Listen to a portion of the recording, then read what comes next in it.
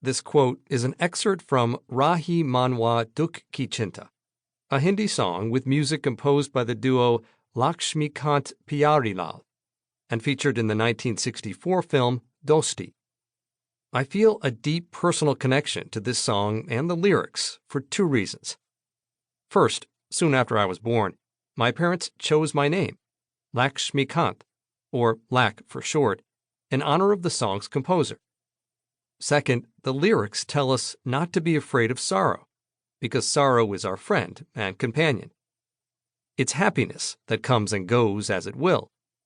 Similarly, in business, we shouldn't be afraid of failure, because failure is our friend and companion. Success, on the other hand, comes and goes. It's not reliable, and it's not guaranteed. Once you understand that, then you know that your job as a business leader is to anticipate the failure that is always just around the corner and find ways to succeed, build and sustain that success in every possible way. I came to the United States from India in 1994, at the cusp of the Internet era.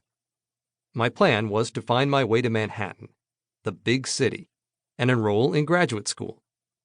However, in all my naivete, I truly didn't know the difference between Manhattan, Kansas, and Manhattan, New York. America is America, right? I ended up in Manhattan, Kansas. My father emptied his bank account to pay for the plane ticket and to give me the $200 I had in my pocket when I arrived in the United States. This was a fortune for my family. I vividly remember getting off the plane in Chicago to catch my connecting flight to Kansas City. I stopped at a McDonald's in the terminal and purchased a small Coke for 49 cents. It was the first money I spent in the United States. When I got off the plane in Kansas City, I looked around and wondered, where are all the skyscrapers? Where are all the cars and subway trains and hustle and bustle? Why is the bus driver waxing poetic about Flint Hills? I soon discovered that there is more than one Manhattan in the United States, but I decided to stay anyway, enrolling at Kansas State University. My advisor, Dr. Medhat Morkos, kindly footed my tuition for the first semester and supported me through a research assistantship. I had the great fortune to move to California's Silicon Valley in 1997. Netscape had just gone public, and I had a chance to be an engineer and work in startups that were a part of the explosive growth of the dot-com bubble. I found my way to a venture firm, then Cisco, and then Hewlett-Packard. Finally, in 2016, I became CEO of Next47, a global venture firm. My focus has always been in technology, and I have worked with many talented founders and executives throughout my career as an engineer, product manager, customer account manager, acquisition professional, and venture investor.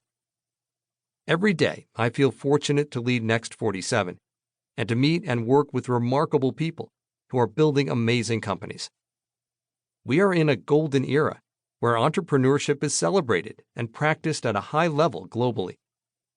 Whether we are in Bangalore or Beijing, Berlin or Munich, Palo Alto or Paris or Tel Aviv, the founders we talk with are equally ambitious and talented, and they are accomplishing great things.